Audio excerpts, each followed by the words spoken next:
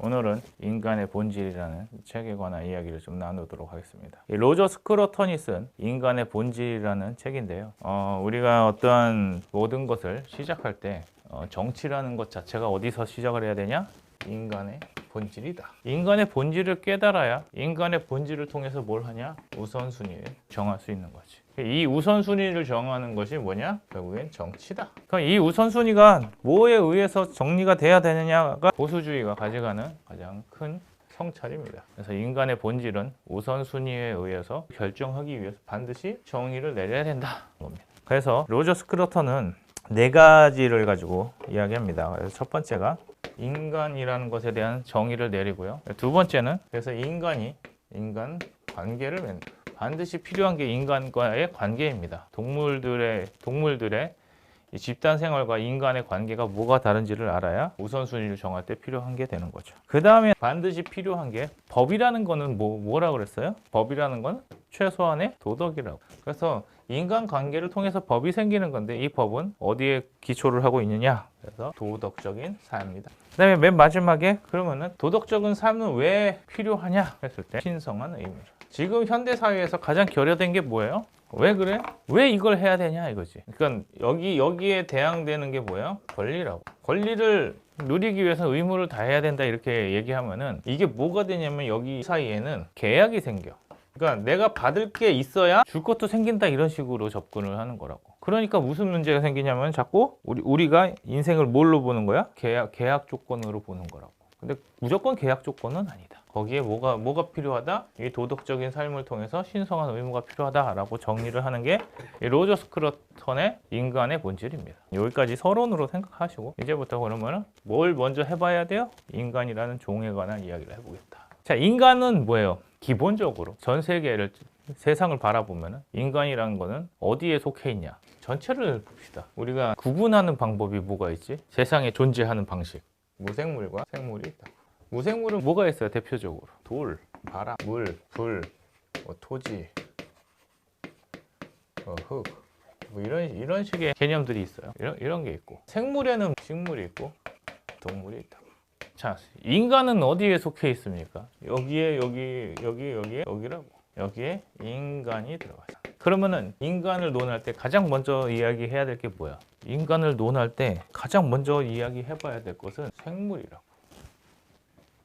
그럼 인간은 첫 번째 무슨 특징을 갖고 있어요? 생물적 법칙에 지배돼. 우리가 본능적으로 뭘 한다라는 건 결국엔 무슨 얘기를 하는 거야? 생물학적 이야기를 하는 거야. 이 생물학적인 것을 벗어나려고 하니까 자꾸 뭐가 생기는 거야? 생물학적일 때는 남과 여가 있어.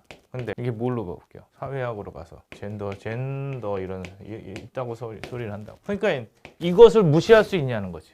생물학적인 것은 원래는 무시할 수 없는데 여기에서 자꾸 무시를 하려니까 지금 분리가 생기면서 혼돈이 오는 거다. 그런데 여기서 그러면은 이렇게 얘기하는 애들이 질문할 수 있지. 그러면 우리는 유전자의 복제품이냐? 나랑 걔랑 뭐가 다르냐? 나랑 걔랑 뭐가 다른가에 대한 거를 가지고 자꾸 이야기를 하려다 보니까 두 번째로 가는 거죠. 그게 뭐예요? 동물하고 다른 고차원적 특성이 있다. 그게 뭐냐? 그래서 이거가 뭐냐? 그러면은 여기에서 이 사람이 쓰는 것은 이쪽이 아니에요. 나는 이게 되게 놀라운 성찰이라고 생각해. 이거를 생물학에서 사회학으로 가는 젠더로 가버리면 이상해지는데 이 사람은 뭘로 가져가냐면 인격체로 가져. 인격체라고. 그래서 인간이라는 건 뭐야? 인격체로 이루어진 공동체다. 정리를 해버려요. 그럼 여기서 가장 중요한 단어는 뭘까요? 인격이지, 인격. 왜 동물도 아니고 인격이냐? 그래서 이 인격에 관한 이야기를 좀 해봐야 됩니다. 인격을 논할 때 가장 크게 논하는 게 뭐야? 동물과 사람이 틀린 게 인격인데 뭐가 있을까? 우리가 이성도 있겠지만 그 이성의 핵심이 뭐냐?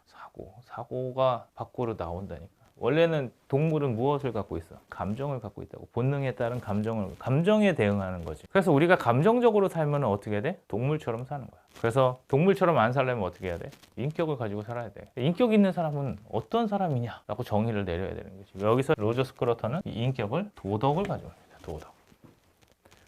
도덕적 개념. 그래서 도덕적 개념에 따라서 세계가 이루어진다 이렇게 되는 거죠. 이 도덕적 개념을, 이 도덕적 개념에서 원래는 뭘로 갖고 있었던 거를 성으로 갖고 있었던 거를 젠더로 바꾸는 일을 하는 애들이 누구예요? 좌파라고. 이 도덕이 틀리기 때문에 결과가 틀려지는 거야. 그럼 이 도덕에 대한 어떤 정의를 제대로 내리지 않으면 어떻게 돼? 딜레마에 빠지는 거야. 지금 보수가 뭐가 안 돼 있냐? 나는 이 도덕적 개념이 보수에게는 안 잡혀 있다라고 생각하는 거야. 흔히들 얘기하면 보수는 뭘로만 갖고 얘기를 해? 시장 경제, 돈, 효율성 뭐 이런 얘기를 하지. 거기에 빠져 있는 개념이 나는 도덕이다 라고 생각합니다. 그래서 로저스 크로턴은 이 도덕적 개념을 좀 잘 정리해보자 라고 얘기하는 거예요. 자, 그러면은 이 도덕적 개념이 인간만이 가진 거라고. 그러면은 이 생물학적으로 발달하는 것을 뭐라 그래? 누가 이야기하냐면 진화론에서 얘기해. 기능적인 것이 발달한다고 얘기하는 거는 진화론 쪽에서 얘기하는 거고, 사실 우리가 지금 더 이상 인간이 진화가 됩니까? 기능이 막 진화가 돼요? 막 손가락이 더 필요하니까 6개가 생겨? 타자를 치기 위해서 6개가 생기나? 그런 진화론은 없다고. 그러면 이제 뭐만 발달을 하게 돼? 이제부터 발달하는 건 뭐냐면은 이 진화론을 뛰어넘는 인간적인 과잉된 무엇인가가 있다라고 얘기하는 게 도덕입니다. 이 도덕은 어떻게 이루어지냐? 무엇을 통해서 이루어지냐? 이 도덕은 목적이고 무엇을 통해서 이루어져요? 이게 바로 밈이라는 개념을 갖고 와요. 행동은 뭐 여러 가지 행동이 있지. 동물도 행동을 하지만 인간이 하는 행동을 뭐라 그래? 밈이라고 정의를 하는 거예요. 우리가 밈이라는 게 왜 있어? 그 시대에 관통하는 무언가가 있잖아. 그게 밈이잖아.